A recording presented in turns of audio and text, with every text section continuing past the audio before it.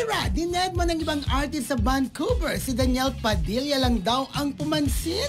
Marami naman ang naawa kay Moira de la Torre na tila na out of place daw sa kanilang show na asap sa Vancouver. Pansin ng ilang mga fanay na naroon at iba pang source na wala raw itong masyadong kahulubilong mga co-artist niya. Kita rin daw ito sa mga videos na lumabas, pero may isang video kung saan si Daniel Padilla lang ang kinakausap ng singer. Kaya naman ang netizen ay binigyan na naman ito ng kulay. Matatanda ang nalink din sina Moira at Daniel sa isa't isa.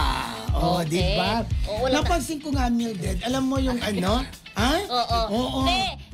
Yung ibang nagtataka kung bakit daw naling si Daniel at saka si Moira. Kung matatandaan niyo po, nag-duet sila dun sa kantang Gusto ko nang sumayaw ng mabagal. Yung mabagal. Gusto kitang Isayaw ng mabagal. Yun ang connect doon. Tapos, there was a time also na na-link sila na sinasabing isa din si Moira dun sa mga maraming na-link na babae kay Daniel, di ba? Yun Na ang hindi naman connect. yun ang connect. Pero na ito, hindi naman napatunayan. sa di ba? Vancouver, sa rehearsal pa lang daw, Mildred. Hindi na siya kinakausap at pinapansin. Nakakaawa naman Dahil alam naman natin na halos lahat din ng mga nandun, like sila Eric, yung mga kasamahan niya sa Cornerstone nandoon. Correct. So, may mga ganong connect na parang nandun lang daw sa gilid si Moira. Tapos may isang video na parang si Daniel lang daw yung tuwang-tuwang nakikipag-usap sa kanya. Ay, nakakasad may mga ganong naman.